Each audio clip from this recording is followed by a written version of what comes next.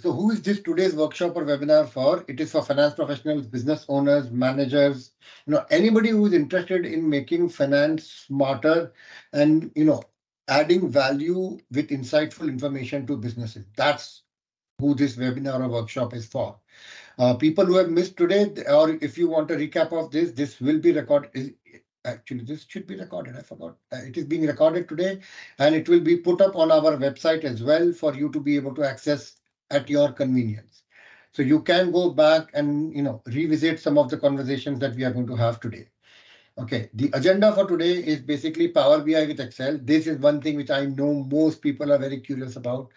So that's the first thing which I will cover. Second, then we will cover row level security of how do you put security around Power BI, because one of the questions I regularly get asked is, oh, we don't want to share our financial budget between departments or between geographies, or I don't want the sales reps to know each other's targets or their commissions, or I don't want salary information to get out in the open.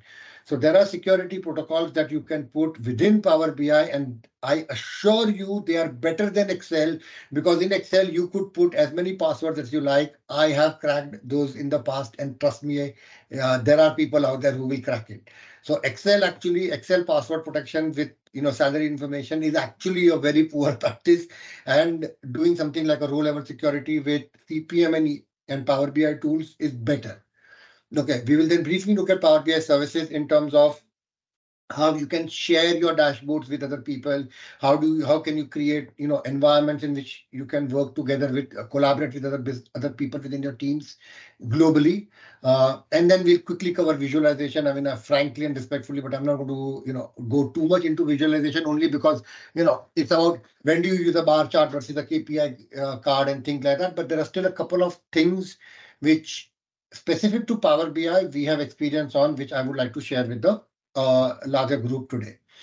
So without further ado, I would like to start. Excel and Power BI, right? Power BI and Excel both are children of the same Microsoft family, and therefore they are definitely, there is a brotherhood there. They definitely work with one another. Excel can work as a data source. Okay, so I will show you in a live demo as well. Excel works as a data source. Most common way how I know that people have basically imported data into basically Power BI is they go get data, Excel, and then they import it, or CSV and they import it. It shouldn't be done. Okay. This is not recommended, because that means every time you have to do it manually. First problem, right? The whole idea of implementing something like Power BI is to make more automated reports. So doing it via Excel means you're making it manual. It almost defeats the purpose. I always laugh when I see that. Okay. Second is basically that means it needs to be downloaded. The files need to be downloaded to somebody's laptop or somebody on the server and then uploaded, which is still a manual step. It can be automated using Power Automate, but I think frankly that is over engineering. There is better ways to do that.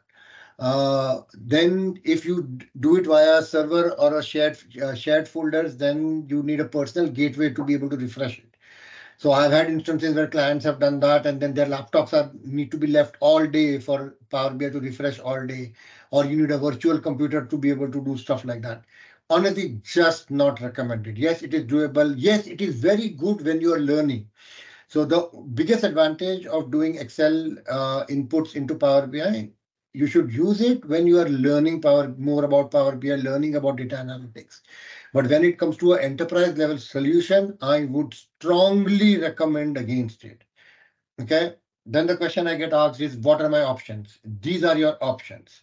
Okay. First option always is going to be establish a direct connection. Power BI connects to your Oracle, to your SAP, to your basically to Microsoft Dynamics, to most servers, HubSpot, to QuickBooks. So it connects to a lot of stuff. So hence, basically, direct connection is absolute ideal. That's one. Second level after that, establish a data warehouse or a data lake for a business. That is always a good thing to do. That is again best practice, because again, as I went out in the previous slide, right? If you change your ERP, you will lose your data. But if you have put your data in a data lake or a 20 seconds to answer the poll, and then we'll kick off the webinar. I'm assuming you can see the screen and everybody can see my screen at the minute. So just a second. That question and the options are there. Okay, there we go. So while I let people in, I have basically requested yes, perfect lobby. We have got a few people in the lobby. Let's look at the poll. How's the poll coming along? So, okay, this is good. We've got 40% novice, 30% intermediate, 30% basically. Okay, it's changing. Good. I would request everybody to try and answer the basically, live poll. If you can't see the poll, let me know. And welcome to all the people who've just joined. There's a poll going around. If you can answer, that will be much appreciated.